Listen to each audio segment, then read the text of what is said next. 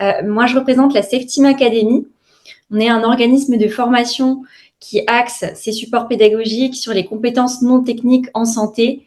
Ça va toucher des sujets comme la coopération, le travail en équipe, la communication, qui sont des sujets qui sont malheureusement pas abordés en formation initiale chez les professionnels de santé. Ils sont pourtant cruciaux. Nous, notre objectif vraiment, c'est d'améliorer la qualité et la sécurité des soins dans les établissements et pour ce faire, en réduisant les erreurs médicales et les incidents médicaux grâce à des formations qui sont très innovantes. On a développé un nouveau format qui est la vidéo immersion.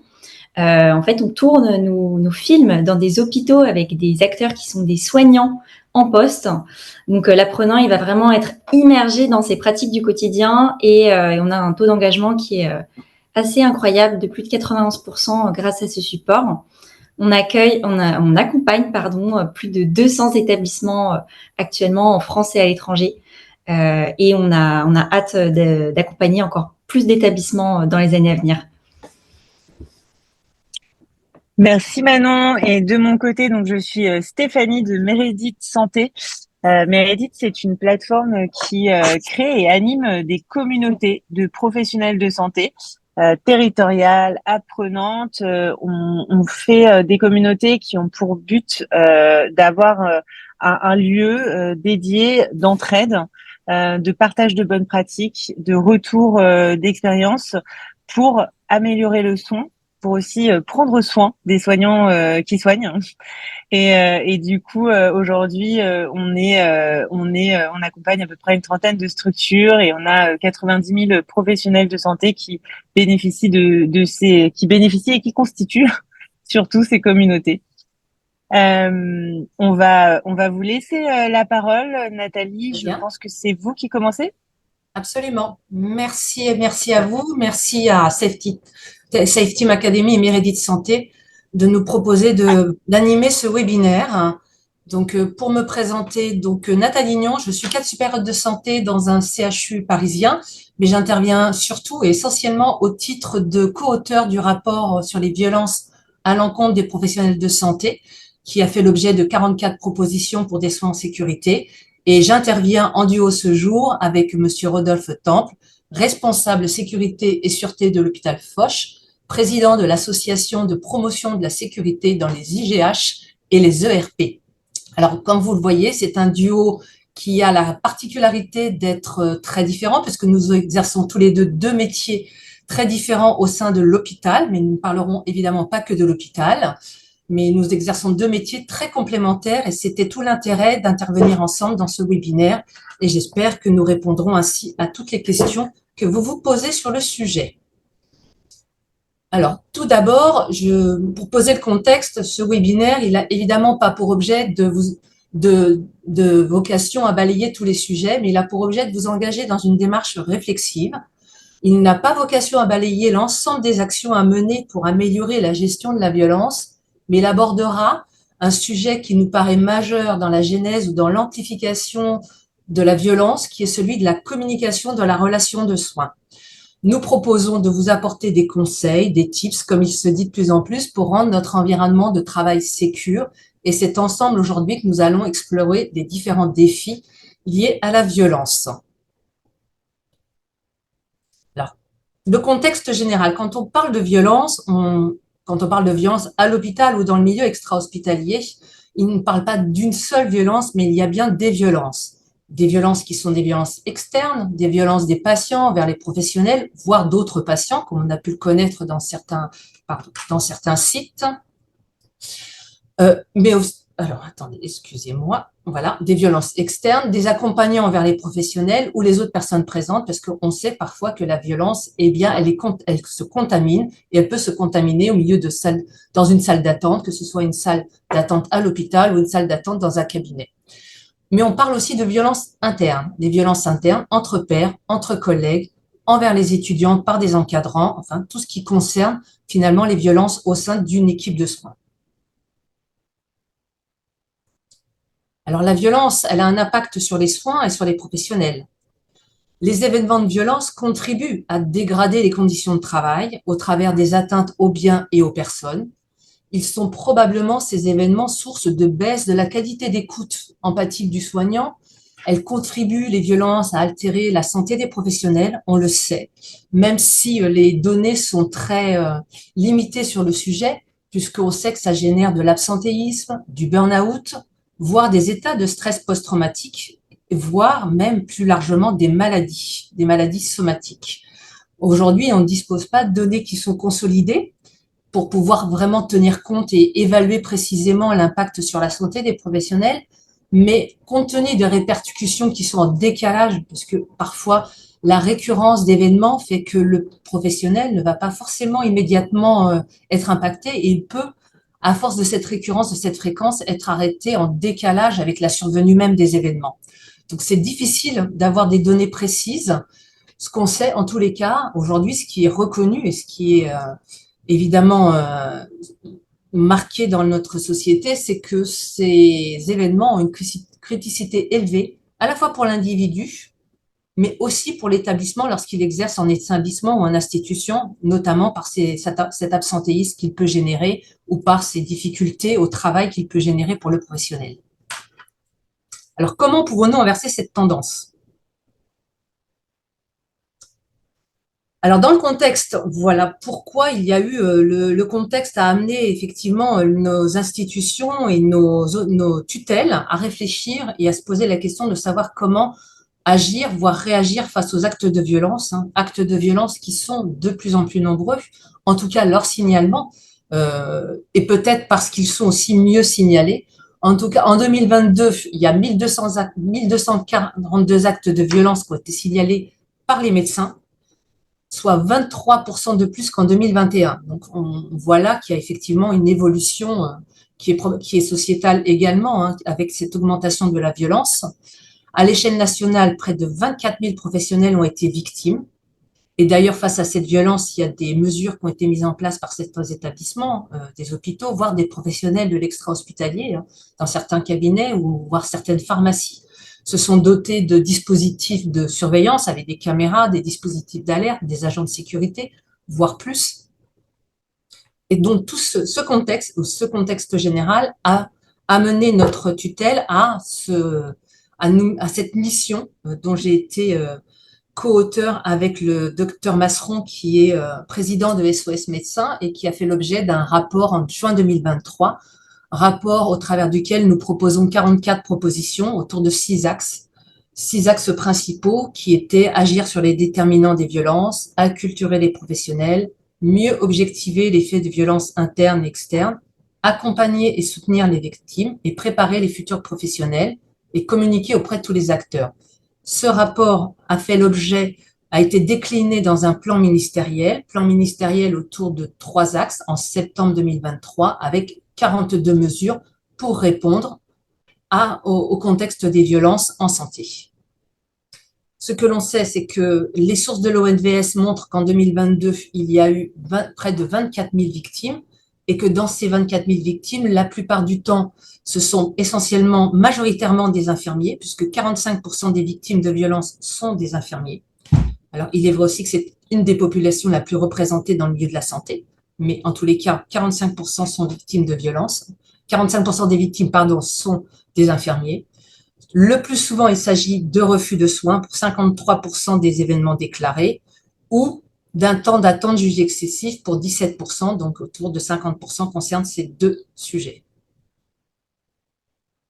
Alors, quand on parle de lutte contre la violence, on sait qu'il y a un engagement officiel qui existe depuis déjà plusieurs années, puisque l'ONVS a été créé, l'Observatoire national des violences en santé existe depuis 2005. Donc, c'est un observatoire qui s'est doté de moyens et qui a évolué autour de sa plateforme, puisque depuis 2023, la plateforme de l'ONVS est ouverte aux déclarations des libéraux. Donc, il y a 2 plateformes, une plateforme qui concerne les établissements de santé pour les déclarations et une autre plateforme qui concerne les libéraux. Pour les établissements de santé, ce sont les établissements qui déclarent eux-mêmes les événements qui les concernent. Et pour les libéraux, ils peuvent avoir un accès direct avec un compte qui leur permet de déclarer les faits de violence dont ils sont victimes. Les ordres, par ailleurs, en parallèle, les ordres font l'objet aussi de déclarations. soit en direct auprès des ordres, l'ordre des médecins, l'ordre des pharmaciens ou l'ordre des infirmiers ont des systèmes de déclaration parallèles à l'ONVS et ils peuvent également accéder à la plateforme de l'ONVS pour suivre ou eux-mêmes déclarer des faits de violence. C'est sur le plan national. Sur un plan des établissements de santé, il y a bien évidemment les fiches d'événements indésirables qui sont qui sont le support de déclaration des événements dans les établissements de santé et qui font le lien entre le professionnel et son institution. C'est ensuite l'institution qui ira déclarer sur l'observatoire. Un autre élément important sur les systèmes de déclaration, il y a bien évidemment la plainte, qui est un lien direct entre l'institution, le professionnel et le parquet, donc le ministère de la Justice. L'ensemble de ces outils renforce l'engagement institutionnel, l'engagement de l'État pour assurer la sécurité et le bien-être des professionnels de santé. Concernant les ordres, il faut savoir que les ordres professionnels peuvent se constituer partie civile auprès du professionnel. Donc, c'est important à noter, en particulier pour les professionnels de l'extra-hospitalier, ils peuvent solliciter l'ordre qui peut se porter partie civile à leur côté. Dans un contexte général, lorsqu'on parle de violence externe, alors, comme je l'ai dit précédemment, c'est un phénomène sociétal, c'est pas spécifique au monde de la santé, hein, puisqu'on voit que dans les statistiques ministérielles de la sécurité intérieure, il y a une augmentation de 15% des coups et blessures volontaires entre 2021 et 2022. Donc, finalement, le monde de la santé est un reflet de ce qui se passe dans notre société. Dans un contexte de travail, en ce qui concerne les professionnels de santé, qui s'est dégradé depuis la crise Covid et notamment en intra-hospitalier et en intra-institution, ou même dans le médico-social, la crise des effectifs. Donc ça a constitué, ça a aggravé le phénomène des violences. Ces violences externes sont parfaitement définies selon des textes, une classification bien définie, hein, donc par des atteintes aux biens, ce qu'on appelle les atteintes aux biens au travers de 3 niveaux de déclaration d'atteinte aux biens, qui sont les vols sans effraction, les dégradations légères pour le niveau 1. Le niveau 2, c'est les vols avec effraction. Et le niveau 3, des dégradations, des destructions de matériel de valeur, incendie volontaire, vol à main armée, à réunion, qui concernent donc les établissements de santé, notamment. Les atteintes aux personnes se déclinent selon 4 niveaux. Du niveau 1 qui va de l'injure, l'insulte, le niveau 2, la menace avec l'atteinte de l'intégrité physique. Le niveau 3 avec des violences volontaires. Et le niveau 4 avec des violences avec armes. Donc, ces 4 niveaux de déclaration amènent évidemment des peines qui seront différentes. Donc là, on vous a mis un florilège de quelques propos qui ont été tenus par des agresseurs vis-à-vis de professionnels de santé. Donc, je pense que vous retrouverez certains propos qui vous ont été probablement aussi dont vous avez pu être victime. Je ne vais évidemment pas les lire tous, mais c'est assez fleuri, comme vous pouvez le constater. Des peines, donc, et tous ces propos, toutes ces insultes, toutes ces violences verbales à l'encontre des professionnels de santé qui peuvent aller de la violence aux menaces, hein, elles amènent des peines qui vont de l'amende, hein, ça peut être des amendes de 5 500 €, mais qui peuvent aller jusqu'à 75 000 €, à de la prison, de 6 mois à 5 ans de prison, selon la nature du délit et la qualité de la victime. Donc, dans la continuité, une petite précision, dans la continuité du plan de septembre 2023, les textes sont en attente d'évolution, avec notamment un alourdissement des peines, hein, donc au travers d'un article 1, donc il y a un texte de loi qui va être soumis là, qui doit être d'ailleurs proposé aujourd'hui, avec un élargissement à la famille, notamment pour l'article 1, sur tout ce qui concerne les peines, qui peuvent concerner du coup et le professionnel et sa famille qui exerce en établissement de santé, un élargissement du droit d'outrage aux professionnels de santé exerçant en libéral au travers de l'article 2, et un dépôt de plainte par l'établissement à la place du professionnel et la possibilité de se porter civil en première intention au travers de l'article 3 qui est proposé dans ce nouveau texte de loi. Amendement donc qui va être déposé le 14 mars, donc aujourd'hui à l'Assemblée nationale. Voilà différents types de violences. La violence, elle peut être verbale, mais elle peut trouver d'autres modes d'expression. Elle ne se traduit pas forcément au travers du florilège qu'on a vu tout à l'heure. Ça peut être, par exemple, une méthode qui consiste à vous faire comprendre que vous aurez des représailles physiques qui pourraient avoir lieu, qu'on connaît, on insinue qu'on connaît des personnes haut placées, donc vous pourriez avoir des représailles de la part de votre hiérarchie. On peut parler fort en faisant de grands gestes, en pointant du doigt. Donc tout ça, toutes ces manifestations, tous ces comportements sont assimilés à des faits de violence. Les violences internes. Alors, les violences internes, elles concernent, je l'ai dit précédemment, les professionnels, les pairs, les collègues. On n'a pas de données chiffrées, le suivi est compliqué. C'est un circuit de déclaration en intra-institution ou établissement qui est différent des violences externes puisque c'est traité par les directions de soins ou les directions des ressources humaines. De la même manière, envers les étudiants, on n'a pas de données, on a uniquement le reflet d'évaluations ou d'enquêtes qui sont faites par les syndicats d'étudiants ou quelques remontées par les instituts de formation ou les universités. On n'a pas de données chiffrées et on sait notamment qu'elles sont peu déclarées parce qu'il existe une omerta de la part des étudiants eux-mêmes, la crainte des représailles, la peur pour la carrière professionnelle. Néanmoins, il y a déjà eu différentes actions au niveau ministériel et notamment au niveau du ministère de l'Enseignement supérieur et de la Recherche, puisqu'il y a un plan national qui existe depuis 2020, qui était un plan national qui existe depuis 2021 et qui court toujours, et notamment au travers de la possibilité de faire appel à la CNAES, qui est la Coordination nationale d'accompagnement des étudiants et des étudiantes en santé, qui propose un ensemble d'outils d'écoute, d'informations, de conseils, et qui s'appuie sur un réseau de référents auxquels les étudiants peuvent faire appel. Alors, dans le sujet d'aujourd'hui, donc on vous l'a dit, on allait parler communication. Alors, évidemment, on ne va pas rentrer dans le détail de toutes les violences, et notamment les violences internes, mais évidemment, la communication, qui est un élément fondamental de la relation de soins, n'en est pas moins importante entre professionnels et envers les étudiants, avec les étudiants. Pour ces seconds acteurs, je vous l'ai dit, il existe la possibilité de faire appel, si besoin, à son institution ou à son école de référence.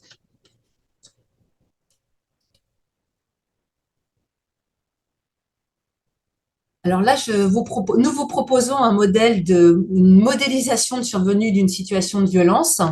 Donc, si on transpose le modèle bien connu du fromage suisse, qui est un modèle utilisé dans la gestion des risques, qui est un modèle développé par James Reason pour faire un premier décodage des causes de survenue des violences externes, mais qu'on pourrait presque appliquer aux violences internes, on peut identifier en partie les mécanismes impliqués dans le développement des faits de violence.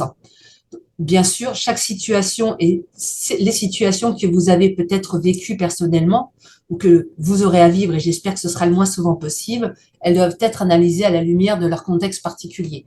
Donc là, c'est juste pour vous proposer et vous montrer que, quoi qu'il en soit, la communication est transcendante, traverse l'ensemble de ces barrières qu'on pourrait appeler en fait des événements latents ou des événements patents. Donc, dans les événements latents ou dans les événements patents, on voit bien qu'il y a un contexte politique et ensuite ce qui se passe au niveau de l'institution, du centre de santé, au niveau du service, au niveau du centre, du cabinet, du domicile et ensuite au niveau du professionnel lui-même. Et qu'est-ce qui fait finalement qu'une violence va se produire dans notre quotidien. Nous allons ensuite passer aux actions concrètes et pour ce faire, je vais passer la parole à mon binôme, à monsieur Rodolphe Temple.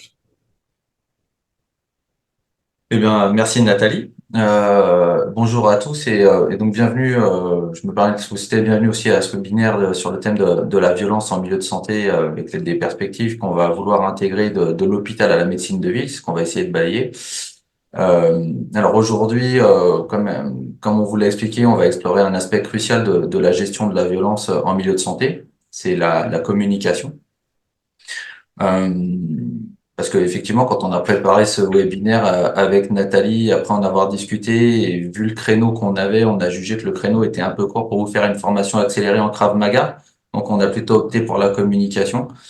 On est tous conscients des défis auxquels sont confrontés les professionnels de santé aujourd'hui en matière de sécurité, de la gestion des comportements agressifs, de toutes ces incivilités. Nathalie, elle l'a d'ailleurs brillamment rappelé et recontextualisé juste avant, donc je vais pas revenir dessus.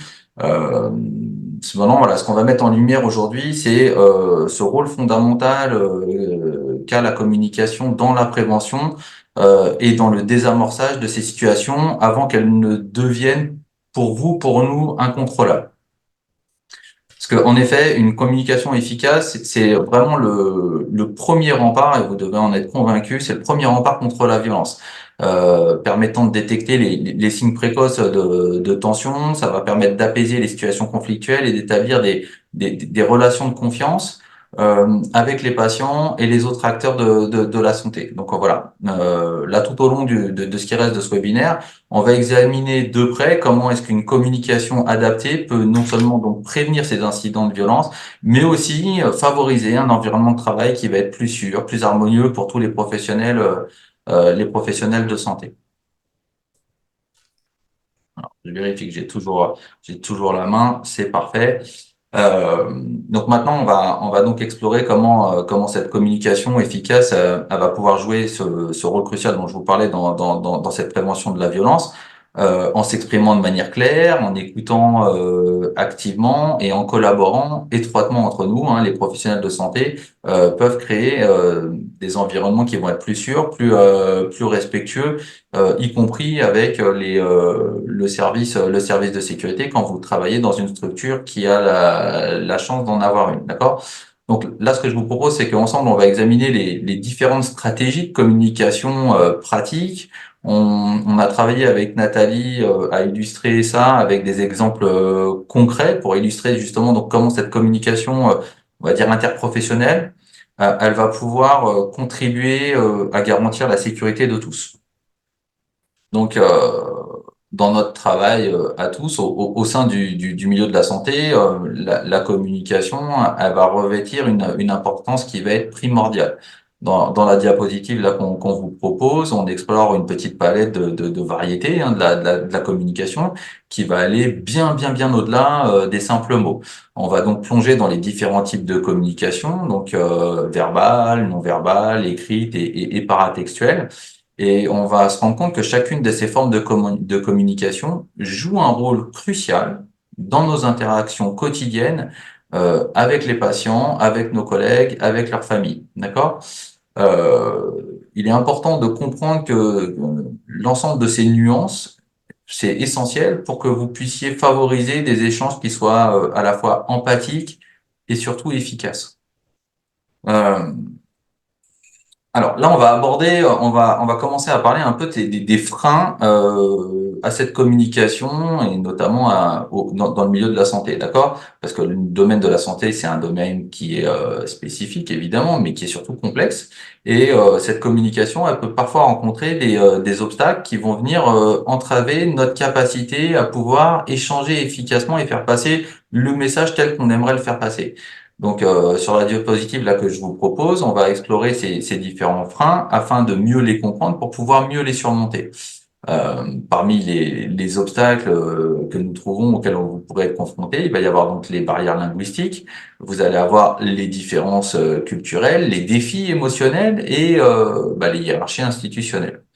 C'est véritablement en travaillant tous ensemble pour dépasser ces difficultés qu'on va pouvoir renforcer notre capacité à pouvoir communiquer de manière efficace, collaborative dans notre environnement de santé, d'accord? Euh, alors, on va approfondir ça sur ces freins. Donc, dans le milieu de la santé, cette communication efficace, elle va être essentielle pour pouvoir assurer le succès organisationnel. Donc, du coup, on l'a vu, il y a plusieurs obstacles qui peuvent venir entraver le processus. Là, je vous en présente d'autres. Parmi ceux-ci, on va rencontrer les interférences qui vont être environnementales. Donc, tout ce qui va être parasites sonores, visuels, ça peut être des cris, ça peut être des coups de téléphone incessants. Il va y avoir les filtres individuels de perception, les différences de cadres de références culturelles qui sont souvent générateurs de conflits, les biais cognitifs et les attitudes qui vont être inappropriées au contexte, notamment là le contexte de soins. Alors, dans notre quête de communication efficace, on va devoir aborder différentes stratégies, des stratégies qui sont spécifiques, d'accord? Cela va inclure une sensibilisation aux bruits environnementaux, puisque je vous expliquais tout à l'heure que c'était des freins qui allaient considérablement impacter la qualité de la relation. Le développement de la sollicitude empathique, la remise en question des biais cognitifs que l'on peut avoir et l'adaptation des attitudes au contexte. D'accord? C'est véritablement en travaillant sur ces obstacles qu'on va donc pouvoir créer cet environnement de travail où la communication va être ouverte, harmonieuse et propice à des interactions qui seront d'autant plus fructueuses.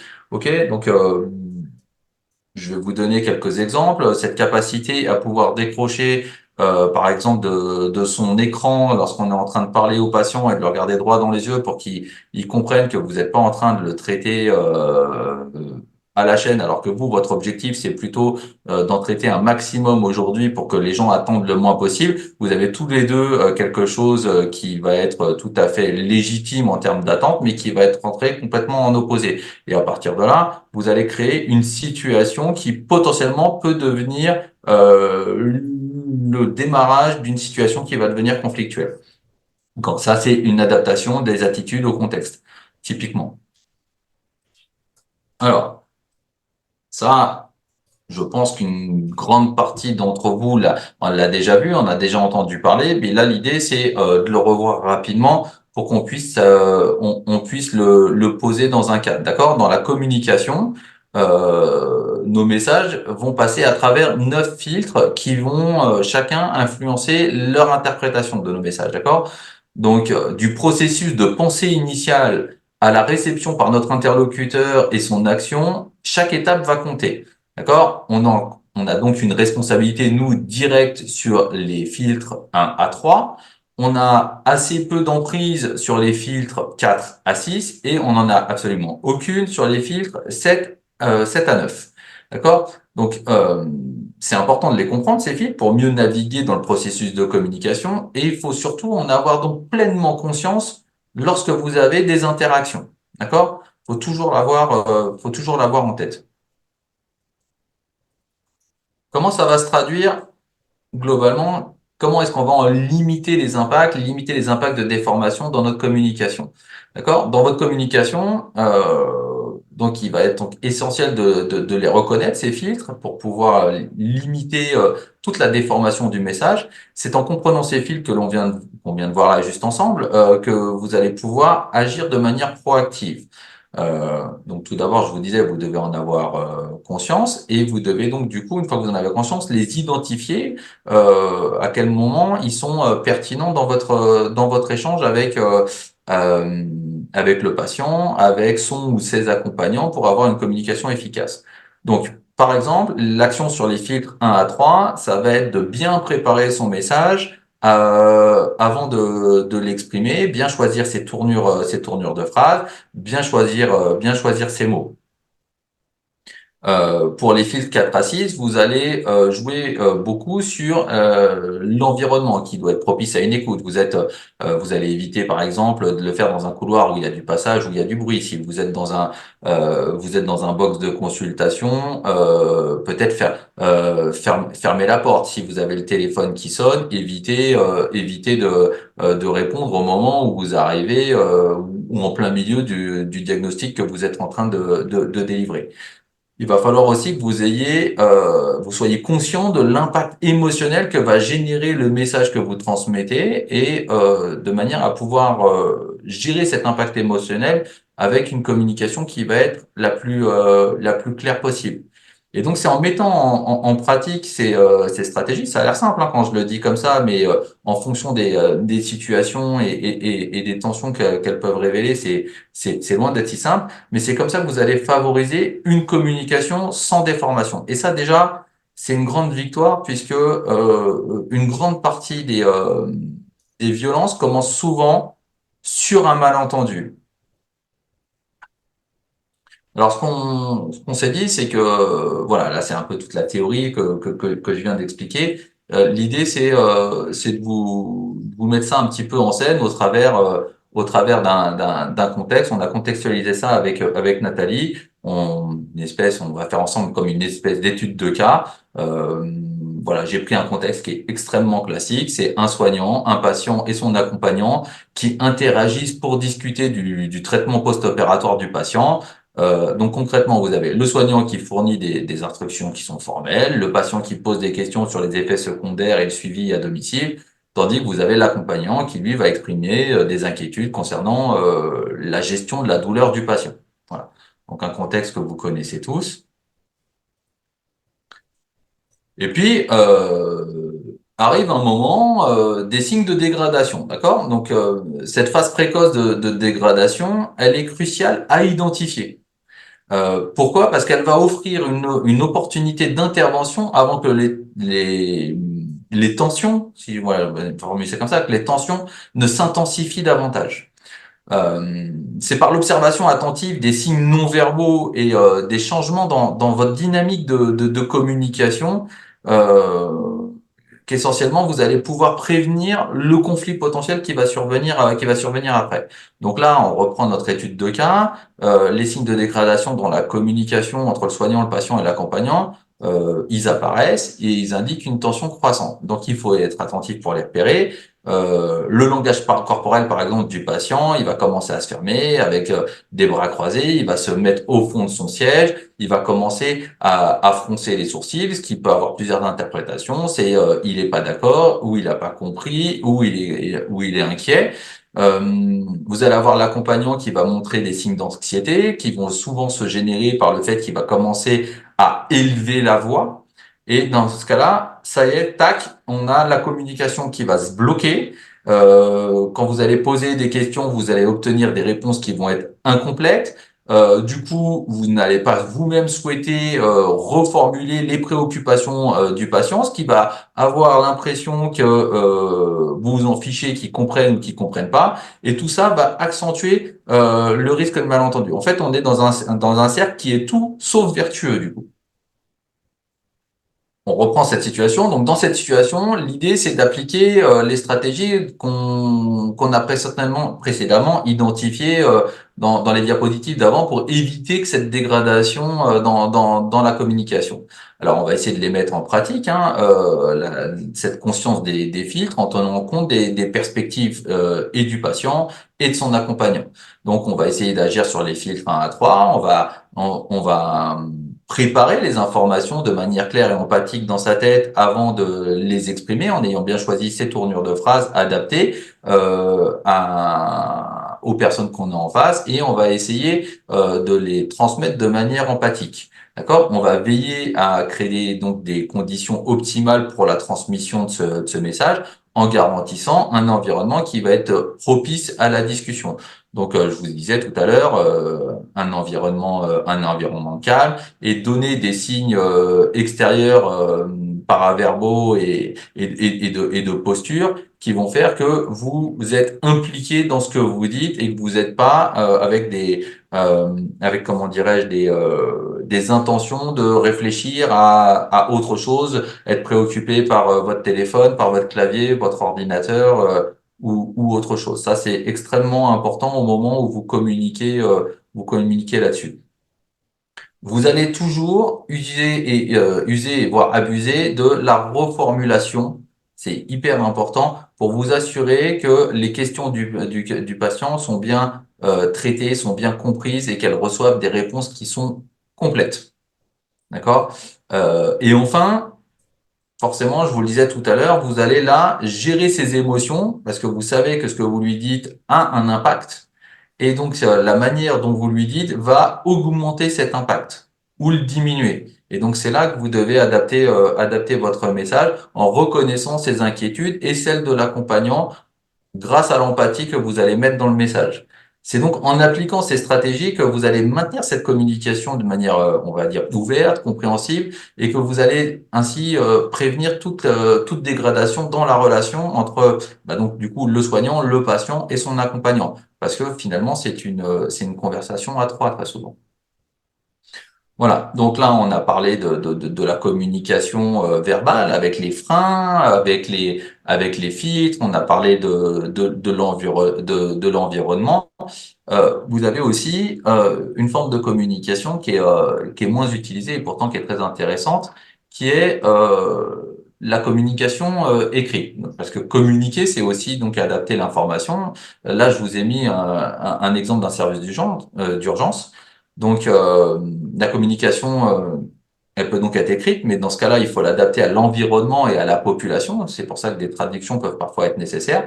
Mais voilà, dans l'exemple concret là que je vous propose sur cette diapositive, qui vient de l'hôpital Foch, moi là où je travaille, la communication, hein, on l'a adaptée pour informer les patients et leurs accompagnants de manière claire et transparente. Quand vous arrivez aux urgences, vous avez des écrans un peu partout et ces écrans d'accueil, ils affichent le temps d'attente estimé pour la consultation par l'infirmière d'accueil et d'orientation, par le médecin, et vous donnez aussi l'information de combien est-ce que actuellement il y a de patients dans le service. Vous allez avoir un message qui va souligner que la priorité elle est donnée en fonction de la gravité et non pas par ordre d'arrivée. Ça paraît bête, mais c'est pas une évidence pour la plupart des gens. De plus, vous avez aussi un message spécifique qui va tourner et qui va être lui destiné aux accompagnants et qui va leur préciser que les informations seront communiquées à la personne désignée comme étant personne de confiance pour transmettre au reste de l'entourage. Donc ça, c'est sa mission. Et cette adaptation de l'information, elle va viser à faciliter la compréhension et à répondre aux besoins des patients et de leur entourage dans un contexte d'urgence, qui est un contexte qui est inhabituel, qui est stressant pour eux. Donc, c'est quoi les avantages de tout ça? Voilà, donner toutes ces informations écrites sur un écran d'accueil, ça va présenter plusieurs avantages pour prévenir tout agacement et risque de dérive agressive, d'accord?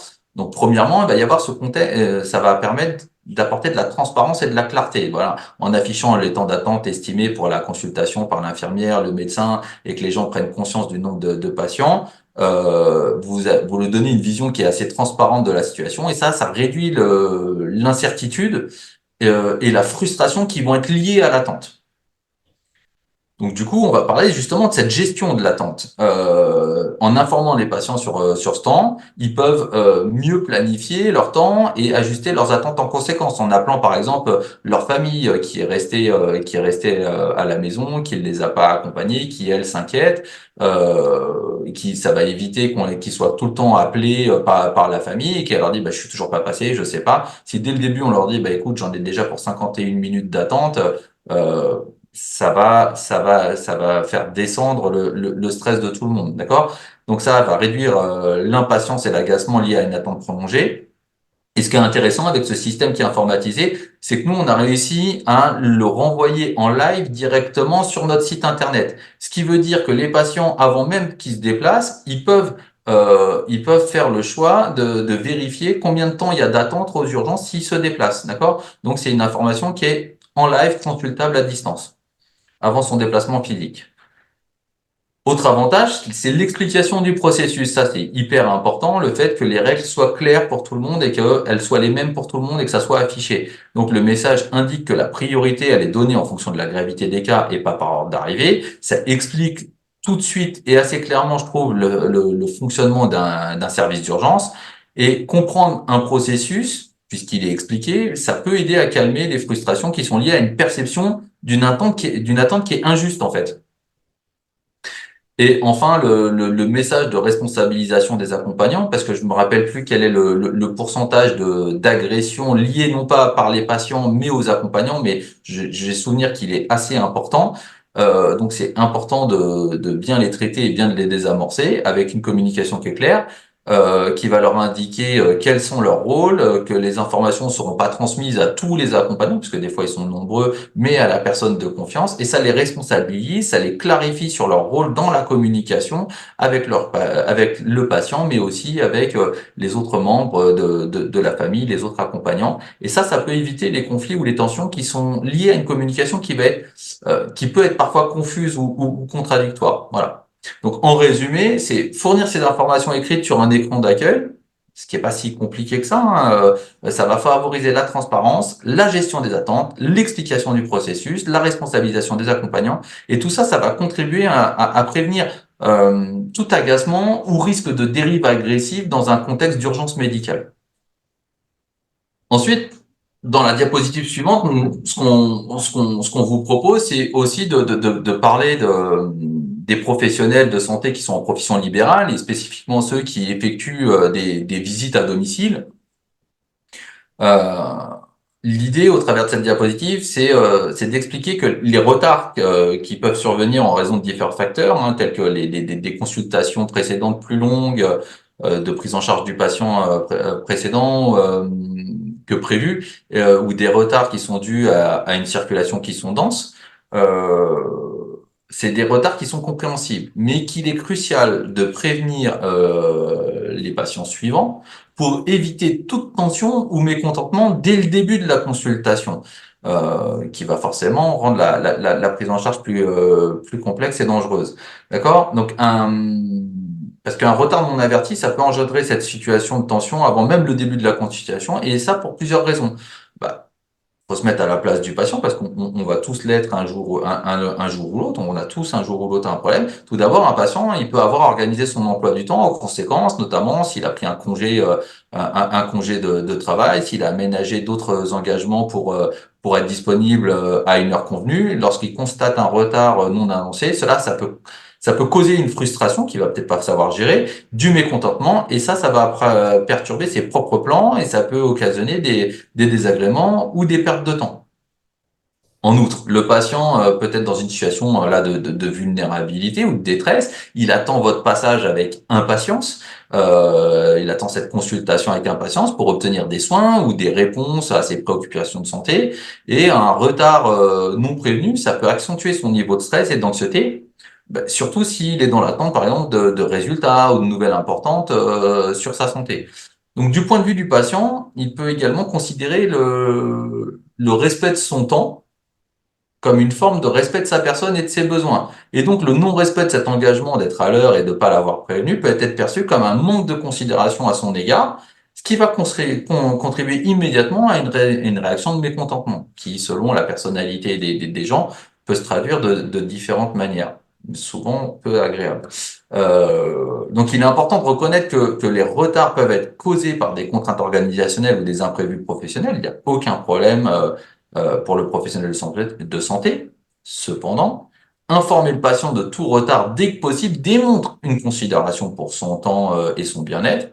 Ça va contribuer ainsi à éviter des tensions qui sont complètement inutiles et à maintenir une relation de confiance entre le professionnel de santé et son patient.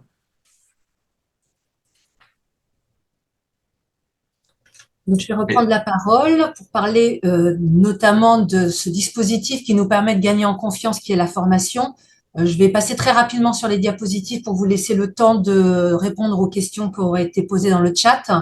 Néanmoins, je voulais rappeler brièvement la formation depuis 2023. Il faut savoir qu'est inscrit dans le dispositif, dans les orientations pluriannuelles prioritaires du développement professionnel continu, est inscrit l'orientation prioritaire numéro 295, qui reconnaît que la gestion pratique de la violence et de l'agressivité du patient et de son entourage comme une orientation prioritaire. Donc, vous pouvez, en tant que professionnel de l'extra-hospitalier, tout à fait l'inscrire dans le cadre du DPC, puisque dans les établissements, ce sont déjà des orientations qui étaient déjà inscrites dans la plupart des plans de formation. La formation, parce que je pense que je vais prêcher de la bonne parole, mais que vous connaissez tous déjà. La formation, ça permet de gagner en confiance, ça permet d'adapter son domaine d'expertise, de s'adapter à son environnement. Donc, c'est important. Ça valorise la démarche d'amélioration continue pour l'ensemble des professionnels. La formation, il faut évidemment la partager en équipe. L'équipe s'entend bien évidemment au niveau d'un service de soins, mais ça peut être un centre de santé, une maison de santé, un dispensaire, un cabinet pluriprofessionnel. Donc, il faut que cette formation, elle soit partagée, que les connaissances soient partagées avec l'ensemble des collègues avec lesquels vous exercez au quotidien ou de façon moins ponctuelle, plus ponctuelle. Ça met en avant des outils, des approches pertinents qui permettent d'être traduits dans sa pratique individuelle et quotidienne. Il faut évidemment organiser ces temps d'échange pour permettre la cohésion, l'enrichissement mutuel, et ça permet d'adapter des outils qui sont adaptés à la pratique, au contexte de la pratique, qu'ils soient hospitaliers ou extra-hospitaliers. Et de la même manière, ça permet des ajustements pour une meilleure intégration. Renforcer l'équipe par la formation et le partage, c'est Et évidemment, c'est évident, ça renforce la culture de l'apprentissage, l'utilisation des compétences, l'environnement collaboratif, et on peut l'élargir à d'autres professionnels et à d'autres métiers, hein, d'où l'intérêt de présenter ce webinaire en binôme aujourd'hui, puisqu'on a un professionnel de la sécurité sûreté et un professionnel de santé. Ces formations peuvent être pluriprofessionnelles, elles doivent l'être. Elles sont de plus en plus, et c'est de plus en plus le cas, et elles sont de plus en plus in situ, et je pense que ça c'est important de développer les formations autour de la gestion de la violence et pas seulement autour de la communication. Ça peut être aussi des formations pratiques, comme l'évoquait Rodolphe, le Krav Maga, par exemple. Se former pour prévenir et mieux réagir, agir et réagir pour toujours mieux communiquer. Après, on le sait, quoi qu'il en soit, la violence, elle n'est pas toujours prévisible, elle n'est pas toujours évitable. Donc, il faut se former pour gérer les situations seules ou en équipe, des formations théoriques, pratiques, l'idéal dans l'environnement de travail, dans l'idéal avec son collectif de travail. Mais dans tous les cas, il faut partager ses connaissances, ses expériences avec le collectif, avec ses collègues, avec les personnes avec lesquelles on est le plus en contact dans notre quotidien. Et ensuite, bien évidemment, ce qui est important aussi, c'est l'accompagnement des victimes. Il faut connaître les dispositifs de déclaration et d'accompagnement, le suivi psychologique, l'implication des services de santé au travail, des associations. Il y a des associations qui ouvrent à des psychologues 24 heures sur 24. Donc ça, il faut le connaître, il faut le savoir, il faut aller se renseigner. Les ordres peuvent nous aider aussi sur ce sujet-là. Et puis, bien sûr, analyser les situations a posteriori, effectuer des retours d'expérience pour améliorer sa pratique et s'enrichir de la pratique des autres. Avant de conclure, je passe donc la parole à Rodolphe qui va conclure avant vos questions. Oui, les derniers tuyaux qu'on peut vous donner, c'est que d'abord il faut, pour avoir une communication efficace, il va falloir que forcément vous vous connaissiez vous-même, que vous sachiez détecter chez vous vos propres freins, vos propres barrières, y compris à un instant T, puisque les émotions que je peux éprouver à un moment T peuvent avoir des influences sur mon comportement, et ça sera pas la même chose demain dans la même situation. Euh, Gardez en tête que vous pouvez vraiment pleinement agir sur les trois premiers filtres et sur l'environnement, et pas grand-chose sur le reste. Donc concentrez-vous là-dessus. N'oubliez pas de reformuler. Partagez vos connaissances, partagez vos expériences avec les autres. C'est aussi enrichir les autres, mais c'est aussi s'enrichir dans le partage, parce que des fois, quand on explique, on se met à comprendre quelque chose qu'on a vécu et qu'on n'avait pas, sur lesquels tant qu'on n'avait pas mis des mots en l'exprimant, on n'en avait pas pleinement fait le tour. Donc ça, je trouve que c'est très intéressant. Le travail en pluriprofessionnalité aussi, comme l'expliquait Nathalie, vous rapprocher d'un responsable de la sécurité, lui expliquer quelles sont vos problématiques, quelles sont vos craintes, une analyse environnementale pour prévenir la violence qui est aussi très intéressante. C'est-à-dire, quand je dis une analyse environnementale, ça peut être toute la partie où on va analyser comment est fabriqué votre service pour prévenir les agressions physiques. D'accord? Donc ça, c'est quelque chose qu'il faut mettre en place. Des fois, le simple fait de vouloir rendre des choses jolies augmente le danger, parce que vous allez multiplier par exemple les projectiles. Voilà, des petites lampes, des petits pots de fleurs à droite à gauche. C'est autant de projectiles qui peuvent se transformer en armes par destination lors d'un conflit qui va se généraliser. Donc avoir ce partage, ça permet aussi de s'enrichir. Donc ça, c'est quelque chose sur lequel je voulais insister. Et là, peut-être la dernière chose à dire, c'est porter plainte, c'est continuer de faire porter votre voix et faire savoir que ça va pas et que on continue d'avoir besoin d'aide, parce que s'il n'y a pas assez de plaintes qui sont déposées, on considère au plus haut niveau de l'État que la situation s'améliore, d'accord? Donc après, on peut évidemment avoir crainte des représailles, ça on l'entend. Sachez que vous pouvez vous faire domicilier forcément à l'hôpital sur la plainte, de manière à ce que personne ne sache où est-ce que vous habitez. Ça, c'est quelque chose qui normalement doit vous être proposé, mais si ça l'est pas, sachez que vous pouvez le faire et vous avez juste à le demander. Donc maintenant, vous le savez. Et on croise évidemment tous les doigts pour que la proposition numéro 3, surtout qui va être proposée aujourd'hui, là, comme nous le disait en préambule tout à l'heure Nathalie, passe, à savoir que vous n'ayez même plus besoin de porter plainte, que quand vous bossez en structure de santé, j'entends, que votre établissement puisse porter plainte pour vous, ce qui fait que ça vous dégagera de tout ce stress. Bon, c'est pas quelque chose qui va être très facile à faire passer, mais on croise les doigts, on en saura un peu plus peut-être ce soir, je sais pas.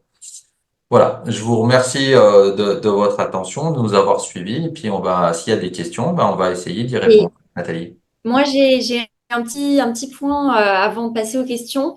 Merci à vous deux pour ce topo. Et Nathalie, par rapport à l'aspect formation que vous avez abordé, vous l'avez dit très justement, c'est super important en fait de former son équipe pour prévenir et gérer la violence.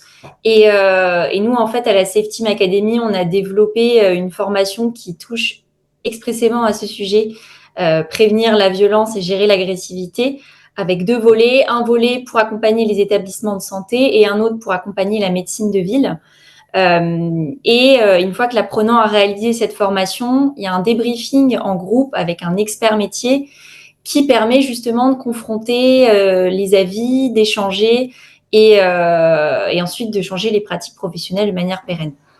Donc voilà, n'hésitez pas à nous contacter, regardez sur notre site de la Safe Team Academy si vous souhaitez approfondir ce sujet